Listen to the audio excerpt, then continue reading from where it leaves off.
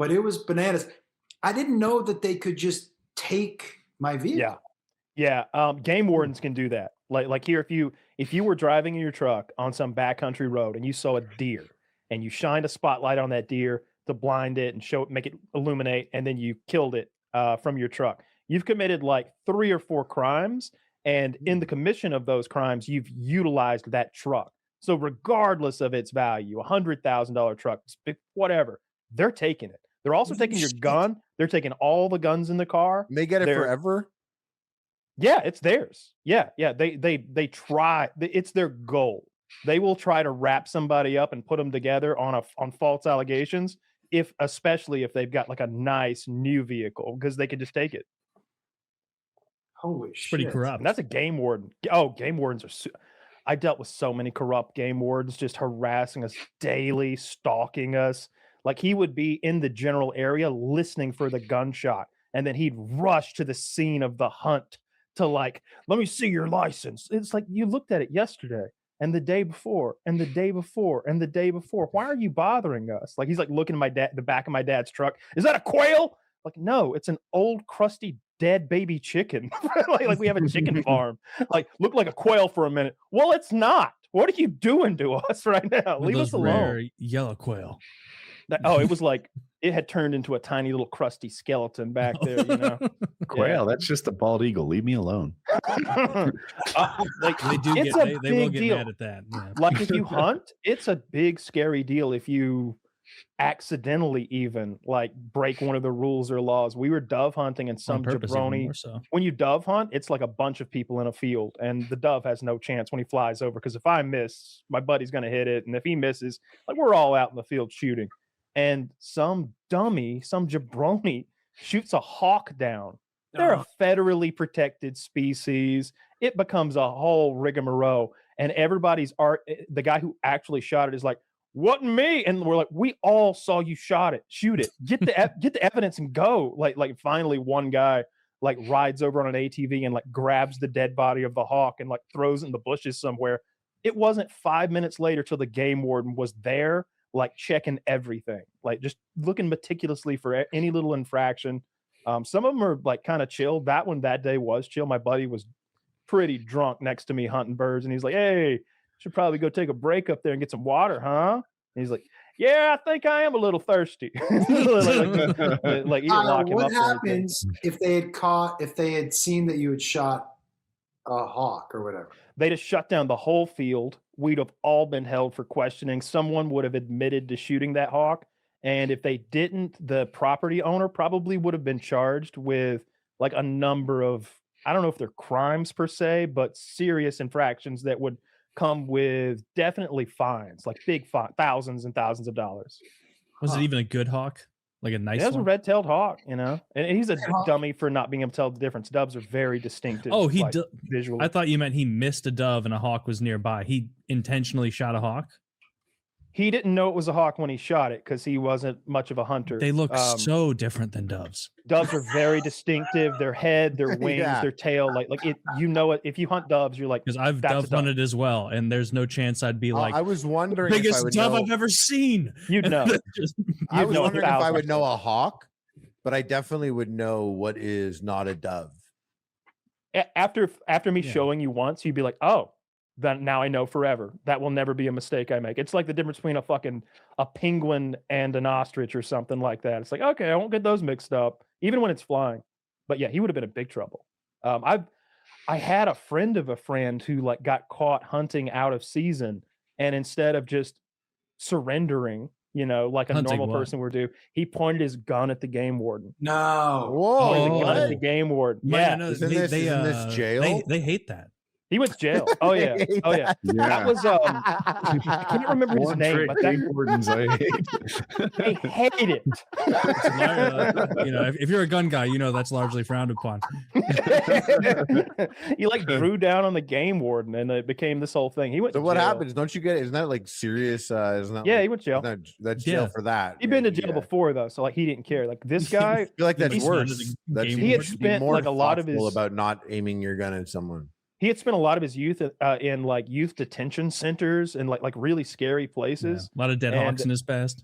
Probably and and I just remember he carried a like a steak knife, like a wood handled steak knife that you would use to cut up your steak, like not a big one, but he carried it in his truck and he had it wedged like where the odometer is, so that he could stab people. He liked to stab people. Like it still said He liked Texas to Roadhouse. stab people. I remember one time he's like, I love stabbing people. Ain't nothing like it. I stabbed this guy one time in the lockup down in Macon. Oh, it felt good when that knife goes in and he screamed. And I knew it's like, Jesus fucking Christ, Scott, who are your friends? It's as sweet as blowing the head off a hawk. Yeah. You think you'd like stabbing someone if you're mad at him? No. I mean, I guess if you were mad at him, yeah, you'd like to do anything awful. I think it would be really upsetting to get stabbed in my head. To stab. Oh, I'd rather hit them with a hammer. I want to feel like the impact. I feel like a knife might just slip in and out. But like I if I really want to hurt somebody, I think I'd like to use a cudgel, like something where I can feel the thunk, and I want some noises. You know, I want to hit them with a hammer. Would be great. I'm more of a strongly worded email type of guy. That'll get him too. Nothing bites that hard. That's my move. I think I might even be a phone call. I might be a phone call. I might throw some all caps in my email though, Harley. That's crazy. Ooh, I might block someone if they did that. I might use words as extreme as unacceptable, unprofessional, excessive. Like every now and then, like you do something so awful you don't. I wouldn't tell my dad. One time I was at his farm and he was away on a trip. I've probably told y'all this before, but there was a bird on the power line, and I normally would never shoot a bird on a power line with anything more powerful than like a 22, because you don't want to risk shooting the power line into, right? That's a big deal. But there he was, and I had a really good rifle. I had this big Remington 40XB 22-250 with a 36 power Unerdal scope on it. This is the gun you use to cut playing cards in half. It'll put 3 bullets in the same hole at 120 yards. It's what it does. It weighs 15 pounds or something, and it's a small caliber rifle. When you shoot it, it goes key. It barely moves. But the scope's like gyroscopically stabilized, so it doesn't move. It stays stationary. This is the gun to shoot a bird off a power line. But I didn't know my dad had zeroed it for like some other range. And so at 50 meters, it's shooting real low. And so instead of making the bird go poof, which is what a 22-250 will do to a robin, it'll go poof. It's really satisfying. You can hear the bullet hit it. It just shot the goddamn power line in two.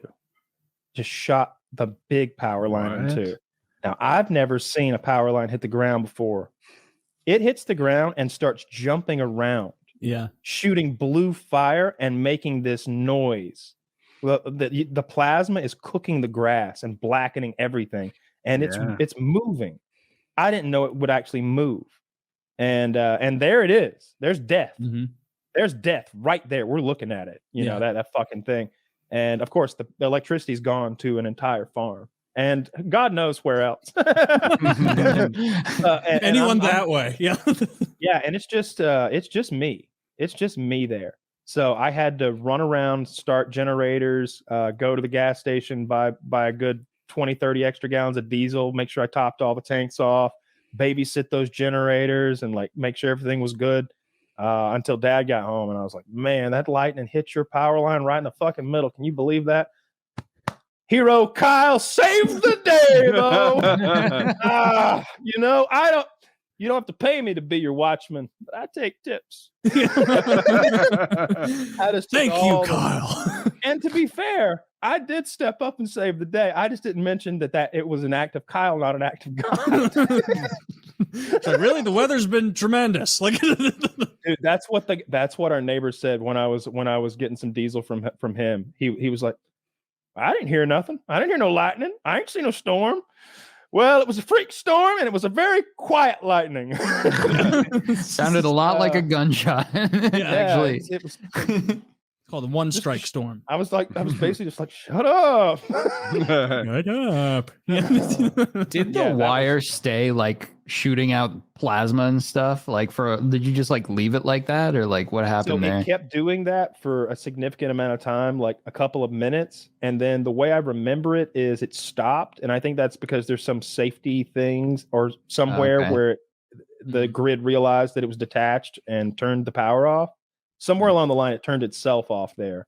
Oh no, I went to the power company and told them about the freak, lightning storm. Right.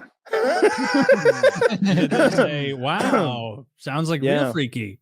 Yeah, we're 3 miles from there, and my car's dry. Happens all the time. That's 100% accurate. Everything you just said. About 3 miles. Yeah. About 3 miles. You like walk in soaked with like a rain hat on. Oh yeah. I had my umbrella. I was like shaking it off as I walked in. Don't even look outside, everybody. It's a madhouse. I saw the umbrella and went. Yeah.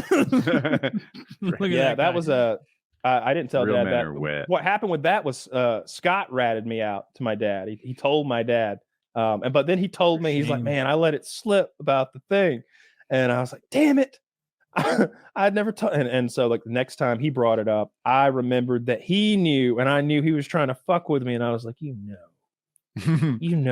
did it. Don't try to pretend. Don't try to make me squirm, old man. I know, I know. You feel like messing with him. Like, now you're trying to turn me into the bad guy and all of this. Like just gaslighting your dad about the power lines.